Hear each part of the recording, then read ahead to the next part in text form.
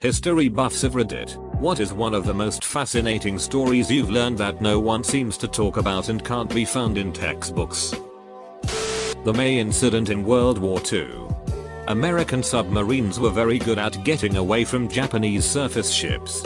This was because the Japanese thought American submarines could only reach a much shallower depth than they actually could. And they never set their depth charges to these deeper depths. Congressman Andrew May decided it would be a good idea to hold a press conference announcing this fact. From then on, the Japanese set their depth charges to these deeper depths. Vice Admiral Charles A. Lockwood, commander of the US submarine fleet in the Pacific, estimated that May's security breach cost the United States Navy as many as 10 submarines and 800 crewmen held in action.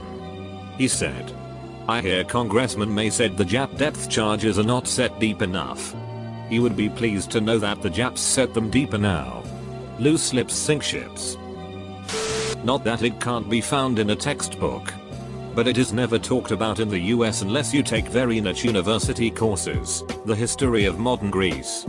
Basically at war with foreign entities or themselves constantly between 1910 to 1986. Two different fascist regimes. Thwarted communist uprisings. The expulsion of a king, and the return of the king like 3 times before being kicked off for good.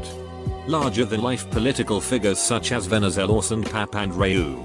Essentially the fighting around World War I started with the First Balkan War against the Ottomans in 1912 and didn't end until 1922 when they were defeated in Anatolia by Ataturk's army. The end of this fighting led to the League of Nations decreeing that all Muslims in Greece must migrate to Turkey and all Christians in Turkey to Greece. As you can imagine, this started a lot more turmoil in the smaller nation, as it was forced to bring in about 35% of their population's worth of people in refugees that didn't speak their language. That was just the beginning and I could go on and on. But who knows if anyone will read this. I know so much random history trivia. But of course at this moment, I can't think of anything truly fascinating. Not really fascinating, but funny, is the Lion of Gripsholm Castle. As a part of some diplomatic back and forth, Frederick I of Sweden received a lion from the ruler of Algeria. It was now up to the royal taxidermist to make sure the lion was restored to its former glory. During the 1730s, however, not a great deal of Swedes had ever actually seen a lion. The only real thing he had to go on was the coinage which showed lions in profile. The result? Yeah. Edit. Thank you so much for the gold. Kind person. I'm happy I made you and all the rest laugh. And my most sincere apologies for the nightmares. I'm also editing to include a link to the actual story. The story of the Bloody Benders. A family of serial killers in southeast Kansas in the 1870s. They let travelers stay and eat at their home, for a fee, of course, and would kill them during dinner, steal anything of value that the travelers had with them, and bury the bodies in the yard.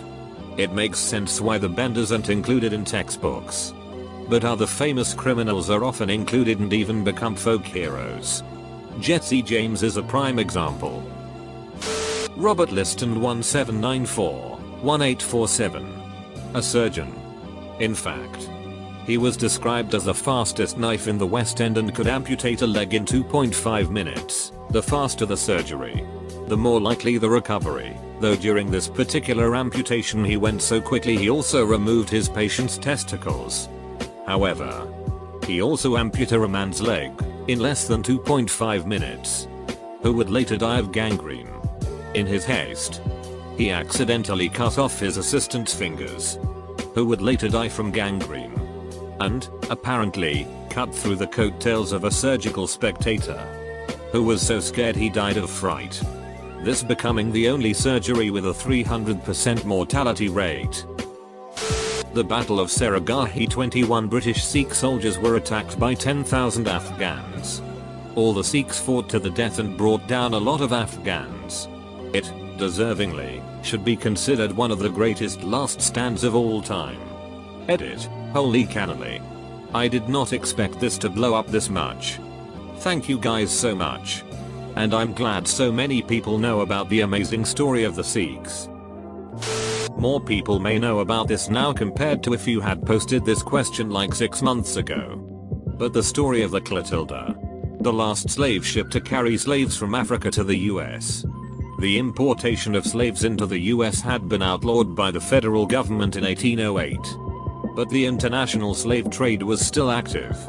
In 1859, the captain of the ship bet a rich man that he could import some slaves from Africa.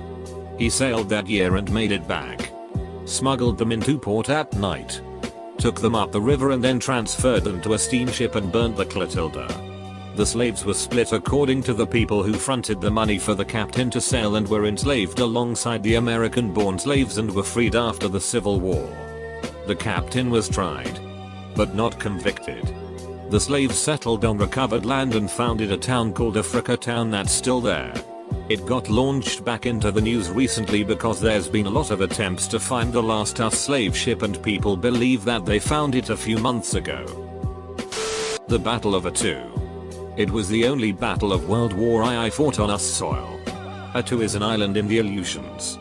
The Japanese invaded it intending to. Who the hell knows, it was far too remote to serve as a staging for an invasion of the mainland. The American soldiers who were sent there had originally been slated to go to North Africa. They were sent to the Arctic in the spring, with gear meant for fighting in the desert. They lost more men to the elements than to the Japanese. I am a nurse and a few years ago I had a resident who was in this battle. To his dying day he was reluctant to talk about it. Even 70 years later. What I shared here is all he would tell me. I wish more people realized how truly post-apocalyptic life after the collapse of the Western Roman Empire was. In Britain, we had large cities made of masonry, aqueducts, running water, labourers and accountants, central heating, financial derivatives, or thriving civilization. After the collapse, we lost all of that. The plumbing and concrete broke down. Nobody knew how to fix it. People built mud huts inside old stadium and amphitheaters, using them as forts. That's some diamond city sheet there. It took centuries for the economy to recover to the point that currency was needed again, rather than bartering. A side point. Back in the day, York and Thebes were in the same country. That still blows my mind. The last American Civil War widow actually died in 2003. And the government is still paying pensions to 2 children of Civil War veterans. Edit, added American. The beginning of the Great War is not nearly as cut and dry as many history books would lead you to believe. Yes, Germany and Austria-Hungary made many missteps. But Serbia was truly a den of snakes that constantly fomented trouble in the region.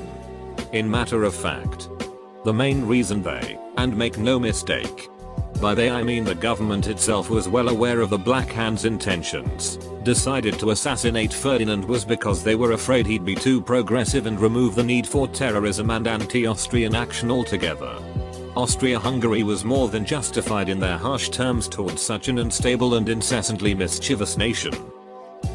Starfish Prime, that time when a space nuke could be seen from Hawaii and the resulting EMP knocked out street lights in Waikiki. Almost no one I know knows about this and it wasn't in any school books we read. You'd think a space nuke, to see if we could blow up an asteroid belt, would make it into textbooks. Especially when tens of thousands of people witnessed a sun in the sky at night time. Not quite the same thing, but I'm surprised at how little is known about Mansa Musa's famous pilgrimage to Mecca. Considering how often it's brought up. The economic impact of his generosity is infamous. He gave away so much gold that its value in the Nile River Valley tanked for over a decade and he ended up borrowing it back at insane interest rates to stabilize the economy of Northern Africa. Which raises the question in my mind. If his economic advisors could understand that borrowing it back would mitigate the inflation he caused, why couldn't they foresee it in the first place? I've asked this question multiple times on all the history subs and I've never gotten an answer. In World War II, there was a Spanish spy named Joan Pujol Garcia who approached the Allies to work for them. When they refused, he approached the Nazis. and they accepted him, giving him the codename Arabelle. Once he earned credentials working as a North Sea spy, he approached the Allies again, this time getting a job as a double agent, codenamed Garbo. This is where it gets unbelievable. He fed the Germans a combination of misinformation, true but useless information, and high-value information that always got to the Germans just a little too late. He even started a spy network consisting of 27 sub-agents of his own. Keep in mind that not a single one of these sub-agents existed. They were completely imaginary. But regardless, he submitted expense reports for them and had the Nazis giving him money to pay their salaries. At one point, when he had to explain why some high-value information got to the Germans late, he told them that one of his spies had died. He actually got the Germans to pay the imaginary spy's imaginary wife a very real pension for her loss.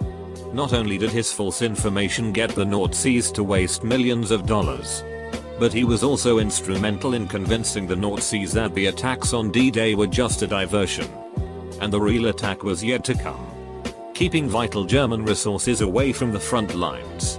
He is one of the only people to ever get an Iron Cross from the Germans, which required Hitler's personal authorization, since he wasn't a soldier, and an MBE from King George VI. It's a bit more recent, but I love the story of Gander. After 9/11 all the planes were grounded. Almost 7,000 people, which was about 66% of the local population, were forced to land in this tiny town of Gander, Newfoundland. The whole town worked together to make sure all the passengers would have everything they needed. The local ice rink was filled with frozen food that people donated. You couldn't find a closed door in town for stranded people to take a shower or just talk. Once the grounding of planes was lifted, those passengers pooled their money together and created a scholarship for the people of Gander to use. This is one of the greatest acts of kindness that I can view in history. To this day, Gander is the only place outside the United States where they have a piece of the World Trade Center. Operation Bernhard is pretty cool. Basically, Jewish prisoners were made to perfect forgeries of British pounds.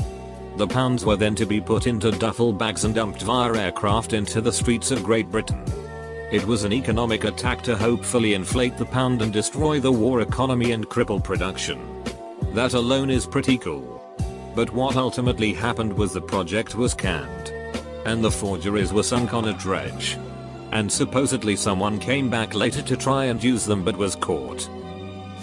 People have rediscovered this recently, but it still doesn't get talked about enough. The Battle of Passchendaele was one of the most terrifying things you could read about in WW1. A small town in Belgium that was turned to a muddy hellscape following an offensive by the Allied forces in 1917. The ground would turn to mud following heavy rains, and due to bombardments had caused soil to become loose.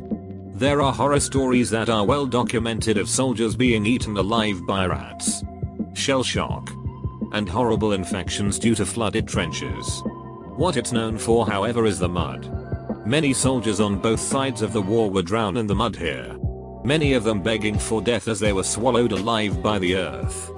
Truly horrifying conditions that make any modern war look sanitary in comparison.